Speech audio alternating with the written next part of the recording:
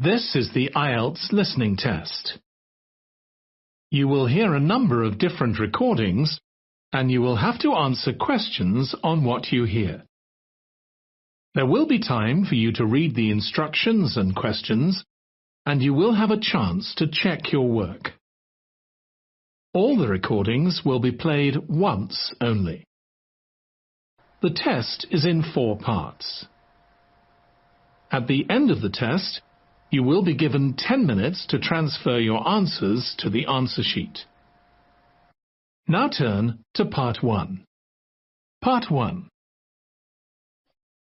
You will hear a conversation between a woman making inquiries and a school receptionist. First, you have some time to look at questions 1 to 6. Listen carefully and answer questions 1 to 6. Good afternoon, Estelle speaking. What can I do for you? I was told that the school holds, adult education classes? Yes, it does. We run 7 a week, 3 on Tuesdays and Thursdays, and 1 on Wednesdays. Are they all evening classes? No. Because of the number of people who work shifts these days, we've found there's quite a demand for day classes as well. Well, I don't work, and I really want to get out and meet people, so daytime or evening would suit me. What is it you're particularly interested in? Oh, anything really. Okay. On Tuesdays, we have a writing workshop for those people who've always longed to write but are hesitant about putting pen to paper. It's an evening class and runs from 6 to 7:30, but there is a restriction on numbers. Oh! Yes, the tutor has advised us to restrict participants to a maximum of 10 per session, so I'll have to check and let you know if there is room for you. Thank you. Also, on Tuesdays, there is a book club designed for older adults looking to be inspired, to learn and share insights with one another. Are there any restrictions on that? Not really, but you'd have to be able to read the prescribed book each week. You have to read set books, do you? Yes, and keep up with the others by finishing 1 a week. I understand. What else do you have? There's a history group on Tuesdays as well, run by a researcher and historian who provides a fascinating glimpse for you into the lives and society around this area 100 years ago. I don't think so. Well, what about Scrabble Club on Wednesday? It's extremely popular, you know. Sounds good. What time? 2 to 3:30 in the afternoon. Yes. I think I could manage that. Well, if you like Scrabble, you might like to join the chess night on Thursday evenings. It's more for serious players, though. Unfortunately, I don't play chess. Would you be interested in cake decorating? Well, I do enjoy baking from time to time. Have you thought about decorated cakes, though? You know, they make a wonderful focal point of any special celebration. Maybe not.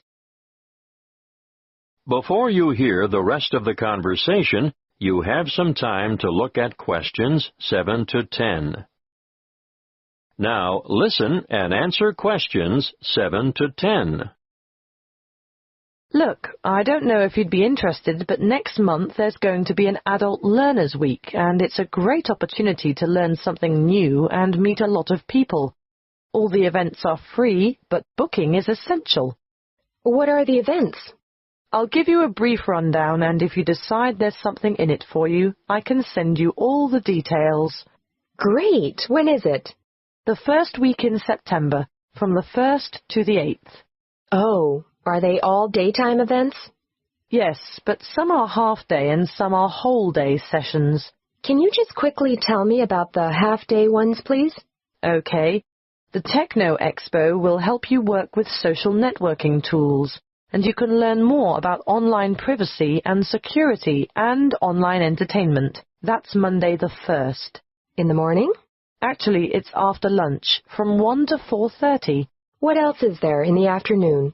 Well, on Wednesday, there's work-life balance, understanding how to assess what you really value, the importance of balance and harmony in your life, and how to achieve it. That's another one I'd like to go to. Are there any more? No, no more half-days in the afternoon. Wait a minute. There is a poetry event. What does that entail? Writing some inspirational poems and sharing them with the class. No, thank you. I'm not going to read my poems to other people. I know what you mean. One more thing. Can you tell me where all the events are being held? Yes, all the workshops are at the Central Library. Oh, good. That's handy. Part 1. You will hear a conversation between an officer of the Small Claims Tribunal and a consumer who wants to make a claim. First, you have some time to look at questions 1 to 6. Listen carefully and answer questions 1 to 6. Good afternoon. How can I help you? Good afternoon. I'd like to lodge a claim. Certainly. Name? Emily Jane Appleby. Appleby. That's an unusual name.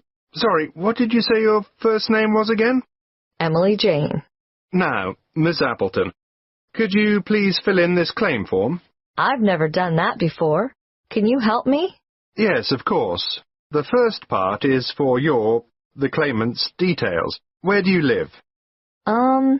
At 1 Uranga Street, Durham. How do you spell Durham? Durham. Of course, I should know that. But it's just one of those names that sounds quite different from the way you spell it. It is confusing. I've seen it spelt with 2 R's.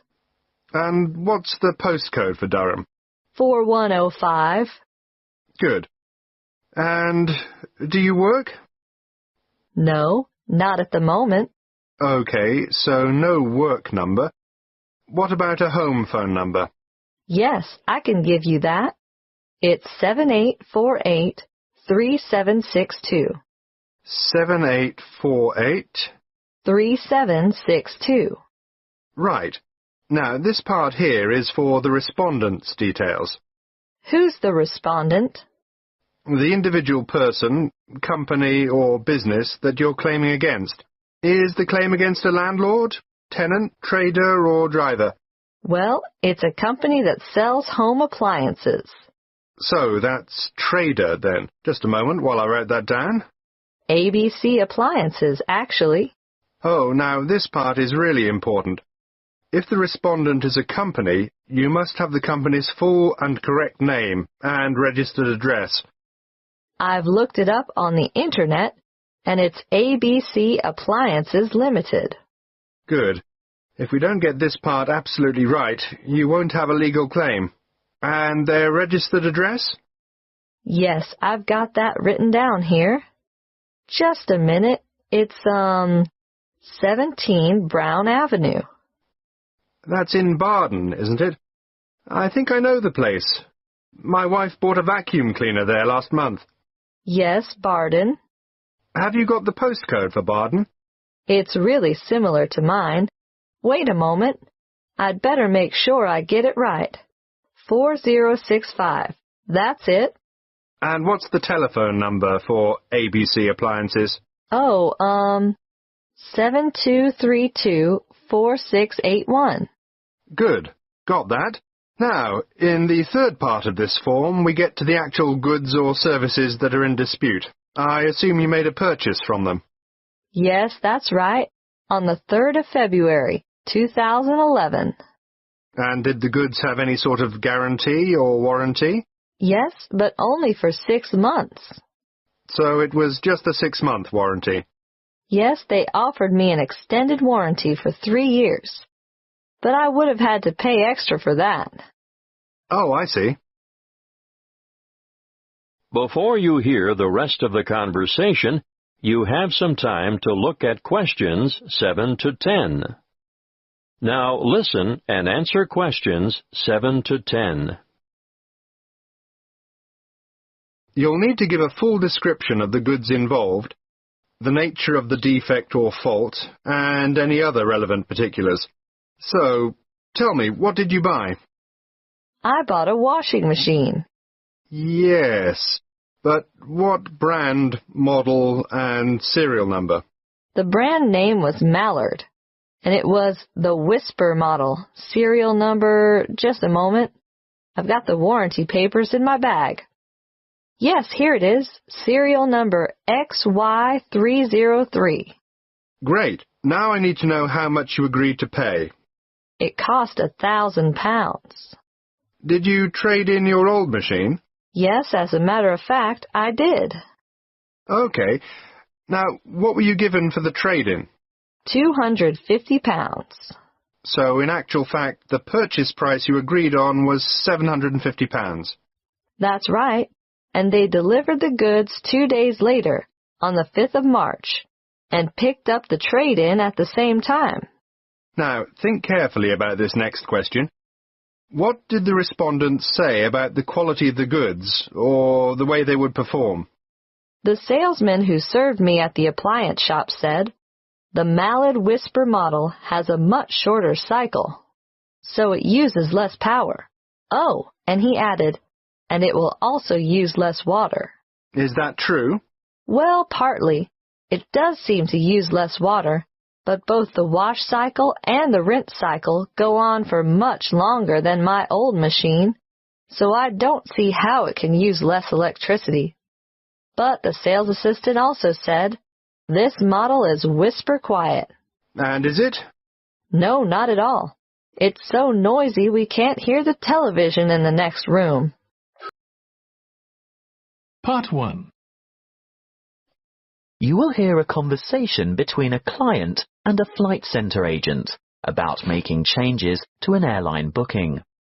First, you have some time to look at questions 1 to 5. Listen carefully and answer questions 1 to 5. Good morning, Mrs. Gray. This is Bert Stock speaking from Finnegan's Flight Centre.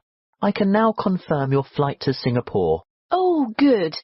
No problems, I hope. No, everything is in order. So we got the dates we wanted? Yes, leaving from Hong Kong on the 25th of July and arriving in Singapore later the same day. How long does the flight last? Oh, about 3 hours 40 minutes. So we'd get there at... 9:45.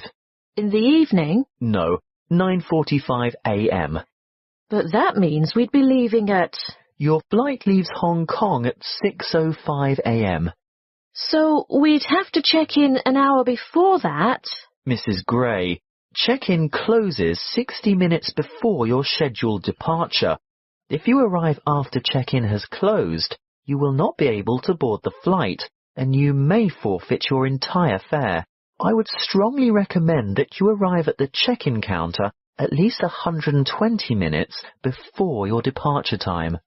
So you're saying we should be at the airport no later than 4:05 a.m.? That's correct. But we'd have to get up in the middle of the night to arrive by that time. Can't we get a later flight? Not on July 25th. Now, there is a later flight on certain weekdays, but not at the weekend. Well, we must go with what we've got then, because we're not at all flexible on the dates because of work commitments. Can I confirm that you want to return on August 7th? Yes, that's the idea. Flight VQ239 will depart from Singapore at 9:20 a.m. on August 7th. Oh, that's a much more civilized time.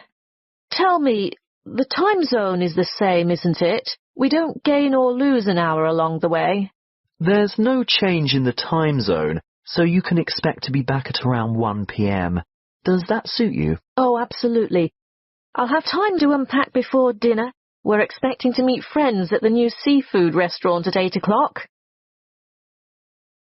Before you hear the rest of the conversation, you have some time to look at questions 6 to 10. Now listen and answer questions 6 to 10. Mrs. Gray, I'll send you all these details by an email or letter of confirmation. Which do you prefer? Well, email is faster, but we've been having difficulties with our internet connection, so if you could post it out, I'd appreciate that. Now, Just one or two other things to check before final confirmation. You're booked on a life-flight ticket. What does that mean exactly? Well, you'll only have carry-on baggage. Is that right? Oh, yes, that was the original idea. It's so much quicker not having to wait around at the luggage carousel, but... Yes? Can you remind me of the allowance again? With a life-flight ticket, you're allowed 10 kilos of hand baggage. I'm not sure that's such a good idea now. Oh? Well, apparently we're going to have to attend quite a few formal functions while we're away, so I think I'm going to need a real suitcase to fit the extra clothes and shoes in. Well, that's not a problem. I can upgrade you to the next level and change your ticket to Easy Flight. There will be an extra charge, of course. How much? $30 per checked-in item of luggage, weighing no more than 22 kilos per item. Well, we'll probably manage with just a single suitcase between the two of us. Is it possible to do it like that? Yes, of course. You can take the Easy Flight option, and your husband can stay with the Light Flight ticket. Great. I'll give you your reservation number now, so if you need to make any further changes or inquiries, you can just quote this reference, okay? Yes, I have a pen and paper. What is it? L4G BWF. L4G BUF? WF. Thanks, I've got it now.